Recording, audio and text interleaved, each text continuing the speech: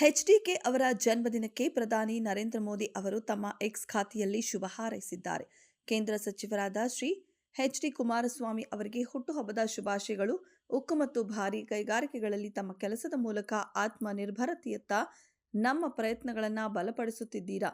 ಸಮಾಜ ಸೇವೆಯಲ್ಲಿ ನಿಮಗೆ ದೀರ್ಘ ಮತ್ತು ಆರೋಗ್ಯಕರ ಜೀವನ ಸಿಗಲಿ ಎಂದು ಹಾರೈಸಿದ್ದಾರೆ. ಇಂಡಿಯನ್ ಪ್ರೀಮಿಯರ್ ಲೀಗ್ ಮಿನಿ ಹರಾಜಿಗೆ ವೇದಿಕೆ ಸಿದ್ಧವಾಗಿದೆ.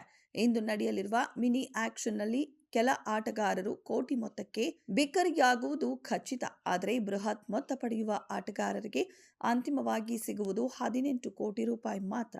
ಐಪಿಎಲ್ ಹರಾಜಿನ ಹೊಸ ನಿಯಮದ ಪ್ರಕಾರ ವಿದೇಶಿ ಆಟಗಾರರಿಗೆ 18 ಕೋಟಿ ರೂಪಾಯಿಗಿಂತ ಹೆಚ್ಚಿನ ಮೊತ್ತ ಪಾವತಿಸುವಂತಿಲ್ಲ. ಎಷ್ಟು ಕೋಟಿಗೂ ಬೇಕಿದ್ದರೂ ಬೆಟ್ಟಿಂಗ್ ನಡೆಸಬಹುದು. ಅಂದರೆ ಪೈಪೋಟಿ ನಡೆಯುವ 18 ಕೋಟಿ ರೂಪಾಯಿಯನ್ನ ಮೀರಿ ಬೆಟ್ಟಿಂಗ್ ನಡೆಸಲು ಅವಕಾಶ ನೀಡಲಾಗಿದೆ. ನಾಗರಿಕ ಪರಮಾಣು ಇಂಧನ ವಲಯವನ್ನು ಖಾಸಗಿ ಕಂಪನಿಗಳಿಗೆ ಮುಕ್ತಗೊಳಿಸುವ ಶಾಂತಿ ವಿಧೇಯಕವೂ ಸೇರಿದಂತೆ ಲೋಕಸಭೆಯಲ್ಲಿ ಸೋಮವಾರ 3 ಹೊಸ ಮಸೂದೆಗಳನ್ನು ಮಂಡಿಸಲಾಗಿದೆ.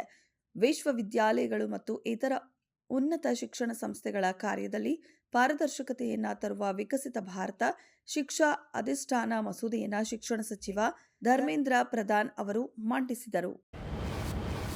ಆಪರೇಷನ್ ಸಿಂಧೂರ ಬಳಿಕ ತನ್ನ ಶಸ್ತ್ರಾಸ್ತ್ರಗಳನ್ನು ಇನ್ನಷ್ಟು ಬಲಪಡಿಸಿಕೊಳ್ಳುತ್ತಿರುವ ಭಾರತೀಯ ಸೇನೆ ಇದೀಗ 5,000 ಕೋಟಿ ರೂಪಾಯಿ ವ್ಯಯಿಸಿ ಸ್ವದೇಶದಲ್ಲಿ ಅಭಿವೃದ್ಧಿಪಡಿಸಿರುವ ಶತ್ರುಗಳ ರಾಡರ್, ರೇಡಿಯೋ ಸಂವಹನ ಮತ್ತು ನ್ಯಾವಿಗೇಷನ್ ವ್ಯವಸ್ಥೆಗಳನ್ನು ಜಾಮಿಂಗ್ ಹಾಗೂ ಸ್ಪೂಫಿಂಗ್ ಮಾಡುವ ಸಾಮರ್ಥ್ಯವಿರುವ ಡ್ರೋನ್ಗಳನ್ನು ಖರೀದಿಸಲು ಮುಂದಾಗಿದೆ ಎಂದು ಮೂಲಗಳು ತಿಳಿಸಿವೆ.